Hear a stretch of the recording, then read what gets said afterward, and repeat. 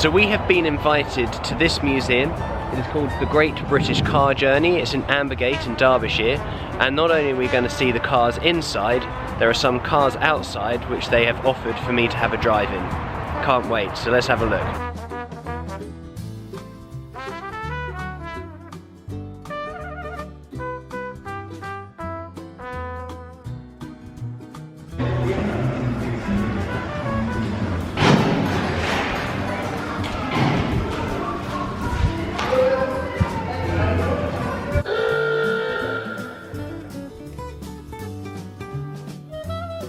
So here at the museum, they've actually invited me to drive 3 of their cars. We've got the Vauxhall Viva, the old Mini, and of course the Morris Minor, one that I'm very familiar with because I've owned a Morris Minor for well over 10 years now. But we're going to start with the Vauxhall Viva. I've never driven one of these, so this is going to be fun. The first thing I notice about the interior is the straight speedo. I'm used to speedos always being round, but this is very kind of typical of the 70s and 80s, you know. It reminds me of the Blues Brothers. There's a scene where they're driving it and it's got one of these. But okay, here we go. So clutch. Oh, this is different. Okay, hopefully I won't stall it. Oh, it's very smooth. Steering is nice and light. Bearing in mind, for the last 700 miles I've been in a Peel P50, so anything's going to feel good compared to that, but very smooth. Wow. Oh, gear stick is a lot further forward than I am used to. It handles really nicely actually, very quiet as well considering its age. I've been told I can manoeuvre around these cones. Sounds very quiet. Absolutely, yeah. Oh, look at that. Steering is light. This car is lovely. Wow. This is performing a lot better than I expected.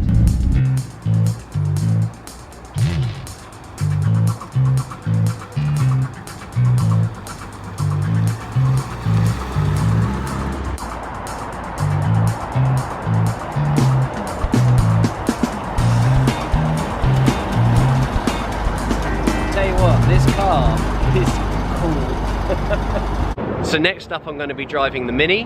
Now I would say that this is the smallest car I've ever driven, but we all know it's not. Okay. Look at this. Wow. They're way more spacious than you realise in these. I guess they're so basic. But even like the door panels are missing, you know, you just got the handles on the inside. You got the old sliding windows, the very famous Lucas Speedo. Love it. Right, let's give it a go. Hang on. Give it lots of choke. There we go.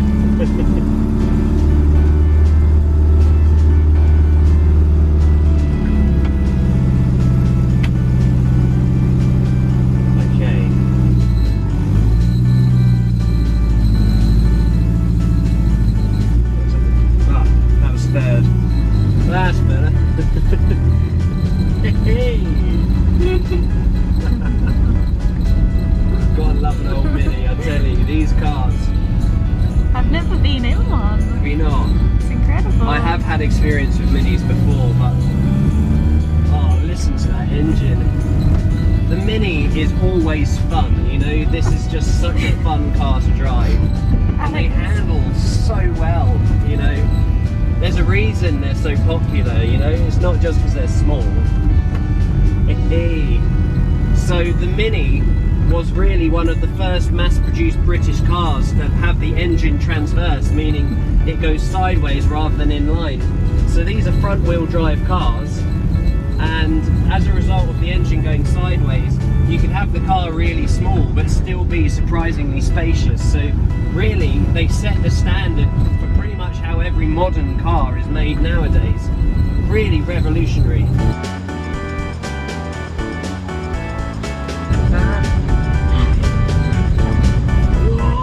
Oh, I love it! Old Minis are the best! God, I love an old Mini.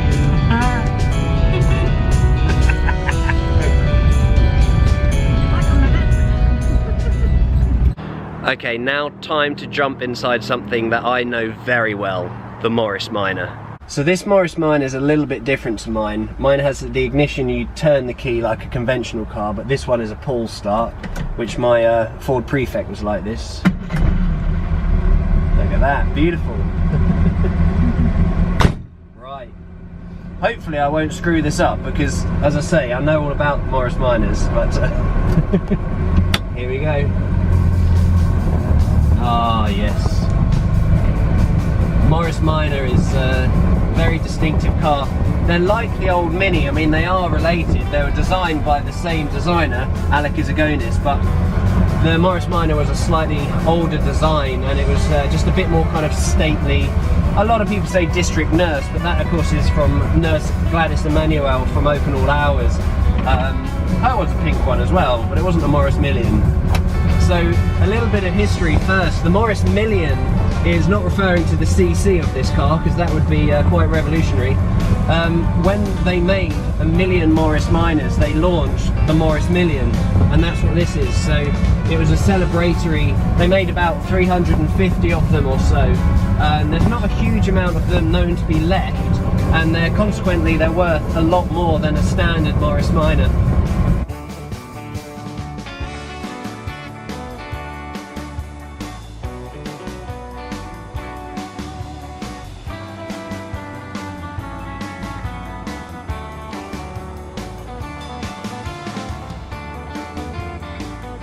Okay, here we go.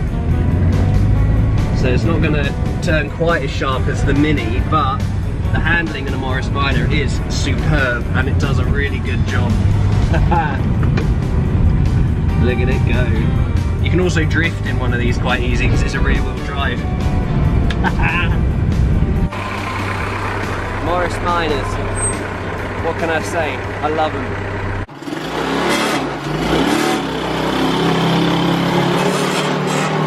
I've got to say, most people when they first drive it always stall it, but this guy, he knows what he's doing.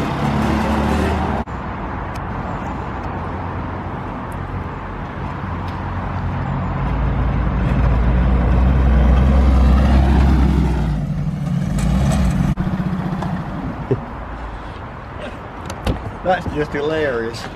How did you find it? I thought it was... How was it for you, madam? Well done, that man. Okay, now that we've had a go driving some of the cars, we're going to take a bit of time to really properly look around this museum and see what kind of things they've got hidden away. As I mentioned in my last video, I am a huge fan of the DeLorean, and I have never even sat in one, and I've just been given permission to sit inside this DeLorean.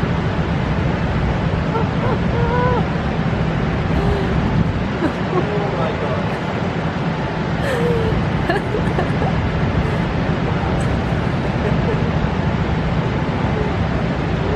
And it's a manual as well. How does it feel? Oh, it's surprisingly compact in here, isn't it?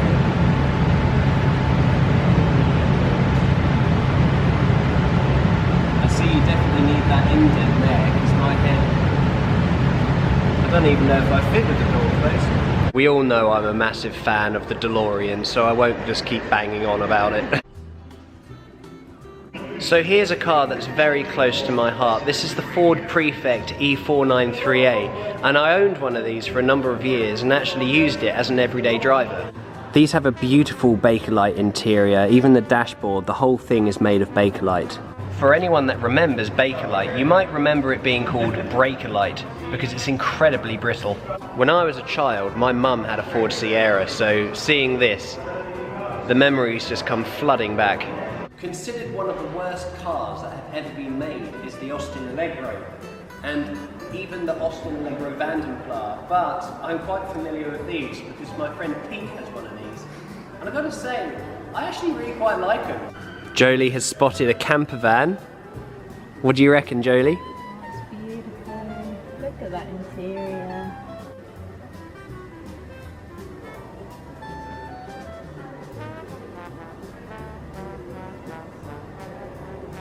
So this vehicle here is actually quite interesting. This is an ambulance, and the company that bought this originally, they were quite a high-risk business, and they thought if someone's going to get injured, we might not have time to wait for an ambulance to come and get them. So instead, they had an ambulance made out of this car, so they could take them straight to hospital. Genius. I've got to say though, it really does remind me of Ghostbusters. You can just imagine it, can't you? You got the roof down, you're driving down to the coast, you've got Cyndi Lauper blasting through the speakers. Yeah, that would have been quite a car in its day. My dad has an MG. It's the car he's always wanted. But I know for a fact the car he really wants is an E-Type Jag. This 1947 Austin Woody has quite an interesting history. So these were assembled in a factory that was rather unique. Up on the wall here, this picture actually shows the factory, and these people were infected with tuberculosis, so they had to be isolating from the public. Sounds familiar, doesn't it? But to keep them occupied, they actually assembled these cars. One of my favourite cars of all time is the Austin 7 box saloon. I think it's really cool. But how can you make this car even cooler? Well, it's simple. Get at the toe a caravan. What we have here is an Arrow Johnston from 1902. This is by far the oldest car in the collection. It's absolutely beautiful. It's been on the London to Brighton Veteran Car Run, which is an event I'm very familiar with. I've been on it many times. And this one hopefully will be up and running fairly soon, and perhaps even ready for next November on the Crocs Run. So I can't wait to hear about the progress of this beautiful car. We have had the most wonderful day here at the Great British Car Journey Museum. We've seen the cars, we've even had a chance to drive them, but time to get back in the Peel P50 and head off. We're next to Warwickshire, Birmingham, Worcester. We finally hit the Midlands, so thanks guys for watching, and we'll see you next time. Another quick opportunity is to get in the DeLorean and actually close the door and see if I fit, because I noticed I'm quite tall for this car, so this is now my first time in a DeLorean closing the door. Sadly I can't have a go driving it, but maybe another time. Here we go. And hey, I actually fit in it. That's cool. That means I can definitely drive one, you know, I can definitely own one and buy one. Oh my god, I'm in a DeLorean.